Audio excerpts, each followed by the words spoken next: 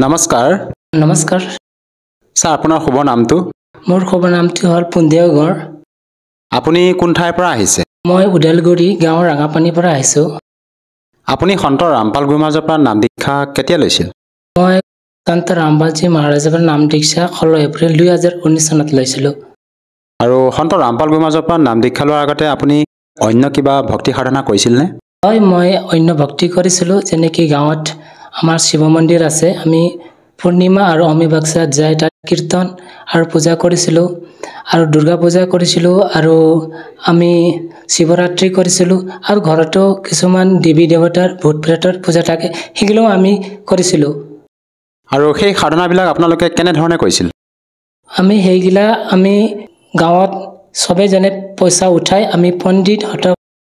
আনি পিনি তাত মানে পূজাগিলা কৰিছিল আৰু ঘৰত যিগিলা আছিলে এইটো দেউতা দাদাহতে কৰিছিলে যেনেকে হেতে মুৰ্গী বা ছাগলী কাটিব লগা এনেকা কৰিছিলে মানে আপুনি যেহেতু আপোনাৰ সমাজত প্ৰচলিত পৰম্পৰাগত ভক্তি সাধনা কৰি আছিল আৰু আপোনাৰ ঘৰৰ পৰিয়ালে যিদৰে কৰি আছিলে তেনে ধৰণে আপুনি সাধনাবিলাক কৰি আছিল তেনে ক্ষেত্ৰত স্যাৰ আপুনি সন্ত ৰামপাল গুৰুমাজৰ শৰণলৈ কিয় আহিব লগা হ'ল ইগিলাটো কৰি আছিলো কৰি থাকোতে কিছুমান খন্দেহ আছিলে এগিলা আমি পিছত এইগিলা খন্দেহ মোৰ কেতিয়াও যোৱা নাছিলে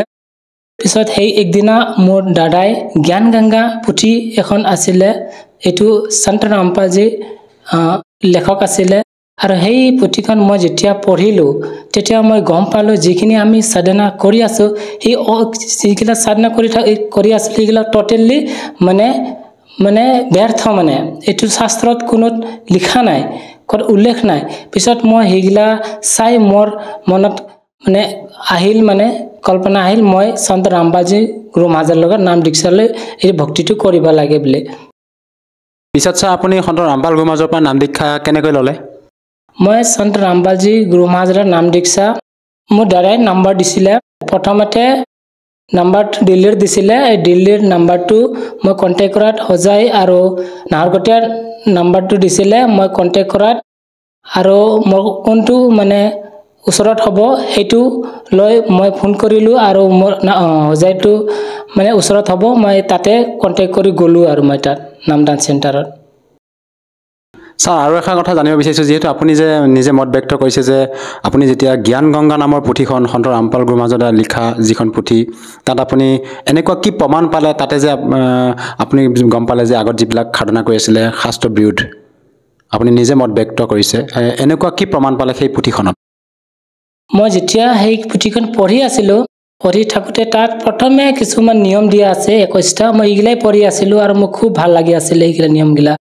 পিছত দাদাই মোক ফোন কৰিলে যিখন হি কিতাপ দিছিলে হি মোক খুদিলে কি তই কিতাপটো পঢ়ি আছা কি নাই মই কলো মই কিতাপটো পঢ়ি আছো পিছত হি কলে কি তই যিখন কিতাপৰ সৃষ্টি ৰচনা আছে চেপ্টাৰ এটা ইটো তই পঢ়া মই কৈছো ঠিক আছে মই সৃষ্টি ৰচনা পঢ়িম যেতিয়া মই সৃষ্টি ৰচনাটো চাই পেজটো উলাই মই পঢ়া নাই এনেকা উল্টাওতে তাত বৃক্ষ দেখা পালো এটা সিধা আৰু এটা উল্টা আছিলে যেতিয়া মই তো ভালদৰে চালো আৰু চাই মই গম পালো কি হেৰে আমি তো গোটা টোটালি উল্টাই কৰি আছো আমি মানে গছজাল মানে খেপাটো ৰোপণ কৰিব লাগে কিন্তু আমি ডালটোহে ৰোপণ কৰি আছো এনেকা তাত দিয়া আছিলে মানে তাত দিয়া আছিলে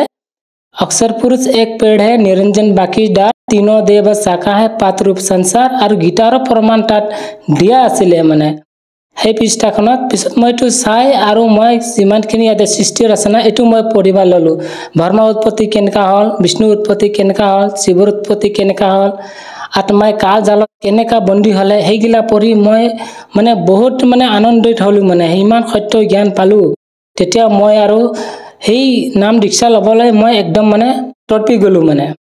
আৰু বৰ্তমান আপুনি সন্ত ৰামপাল গুৰুমাজৰ পৰা নাম দীক্ষা লৈ যি সাধনা কৰি আছে ইয়াৰ পৰা কেনে ধৰণৰ লাভ পাইছে সেই বিষয়ে অলপ আপোনাৰ অনুভৱ জনাওকচোন মই সন্ত ৰামপালজী মহাৰাজৰ পৰা বহুতো লাভ পাইছো কিন্তু এখন মোৰ মানে বিশেষ মানে লাভ আছে মইটো ক'ব বিচাৰো মই সৰুৰে পৰা যেতিয়া মই 12-13 বছৰ আছিল তেতিয়া পৰা মই নিচা কৰিব লৈছিলো নিচা যেনেকি সিগাৰেট খাইছিলো তেতিয়া সিগাৰেটৰ দাম 2 টকা আছিল এটা খাই মই এটো সিগাৰেটৰ দাম 10 টকা হৈ গল তেতিয়াৰ পৰা মই খাই আছিলোঁ তেতিয়া সেই চিগাৰেটৰ দাম 10 টকা হোৱাৰ কাৰণে এতিয়া চিগাৰেট এৰি মই বিড়ি খাবলৈ ল'লোঁ কিয় কি বিড়িত 10 টকাত এক মুঠা পাই যায় মই সেই বিড়িটো খাই খাই মই ভাবি আছিলোঁ যে মই এইটো খাই আছোঁ বিড়িখান মোৰ কিন্তু এদিনা হাওঁফাওঁত কেঞ্চাৰ হৈ যাবগে কিয় কি চিগাৰেটত আৰু বিড়িত লিখা থাকে স্মকিং কেছ কেঞ্চাৰ বুলি মই এইটো চাই থাকোঁ আৰু মই ভাবিও থাকোঁ এইটো মই খাই আছোঁ মোৰ এদিন কিজানি কেঞ্চাৰ হাওঁফাওঁত হৈ যাব নেকি মই এৰিবলৈ বিচাৰিছিলোঁ কিন্তু মই কি ভাবিছিলোঁ মই আজি খাম কালি এৰি দিম আজি খাম কালি এৰি দিম এনেকা কৈ মই কেতিয়াও এৰিব পৰা নাছিলোঁ এইটো মই কিন্তু বহুত দুখী হৈ আছিলোঁ কিয় কি এইটো মোৰতো কেঞ্চাৰ হৈ যাবগে সেইটো বহুত ঘাতনাক চিজ হয় ইয়াতে লিখিও দিছে পিছত মই এইটো এৰিব পৰা নাছিলোঁ পিছত যেতিয়া মই সন্ত ৰামপালজী মানৰ নাম দীক্ষা ল'লোঁ সেইদিনাৰ পৰা মই এইটো গোন্ধ পালে মোৰ উল্টি আহিব লগা হৈ যায় মানে এইটো মোৰ বহুত ডাঙৰ মানে লাভ হ'ল মানে পিছত আৰু এনেকা বহুতো লাভ আছে মোৰ পত্নী যেতিয়া ডেলিভাৰী আছিলে মই তাক হস্পিটালত লৈ গৈছিলোঁ তাৰ পিছত তাত হোৱা নাছিলে পিছত সি বহুতো মানে কষ্টৰ হৈ আছিলে তেওঁ কয় কিবা এটা কৰা মই বহুত দুখী হৈ গৈছিলোঁ তেতিয়া মই সন্ত ৰামপালজী মহাৰাজক প্ৰাৰ্থনা লগালোঁ পিছত প্ৰাৰ্থনা লগাই নেক্সট দিনা প্ৰাৰ্থনা আহিলে কি আপুনি সংকল্প কৰা ইয়া জ্যোতি ইয়া পাক 2-3 ঘণ্টাৰ পিছতে মোৰ সন্তান মানে জন্ম হৈ গ'ল তেতিয়া মোক বহুত আনন্দিত হ'লোঁ কিয় কি এই নৰ্মেলি ডেলিভাৰী হৈ গ'ল নহ'লে এনেকা কেছত মানে বহুতখিনি টকা খৰচ কৰিব লগা হয় সিজাৰিং বুলি কয় চবে ভয় খায় মানে সেইটো ঘটনাটো সেইটো মোৰ নৰ্মেলি হৈ গ'ল মই এইটো বহুত লাভ হ'ল মই মোৰ পইচাও নাছিলে মানে যদি সন্ত ৰামপালজী মহাৰাজৰ চৰণত নহ'লে এই সন্ত ৰামপালজী মহাৰাজে দয়া নকৰিলে হয় তেতিয়া মই বহুত বিপদত পৰিব লগা হ'লোহেঁতেন মোৰ সেইটো বহুত লাভ হ'ল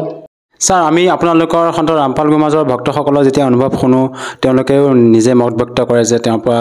নাম দীক্ষা লোৱাৰ পিছতে শাৰীৰিকভাৱে হওক আৰ্থিকভাৱে হওক বিভিন্ন প্ৰকাৰে লাভ পায় তাৰ বাস্তৱিক উদাহৰণ আপুনিও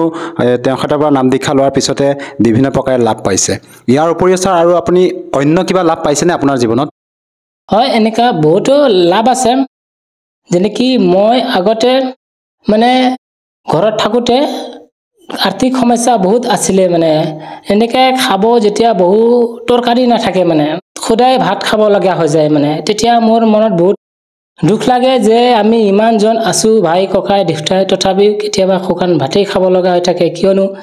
এইগিলা কি কাৰণ মই খেতি বাতি কৰিব লৈছিলোঁ তথাপিও এইটো সমাধান হোৱা নাছিলে যেতিয়া সন্ত ৰামপালজী গুৰু মহাৰাজৰ পৰা নাম দীক্ষা লৈ এতিয়া মই আৰু মোৰ ভগতমতী আৰু মোৰ এখন ছোৱালী আছোঁ আমি বেলেগকৈ আছোঁ মই অকলে মানে কাম বন কৰোঁ কামাও মানে তেতিয়া আমাৰ বহুত খাদ্যখন মানে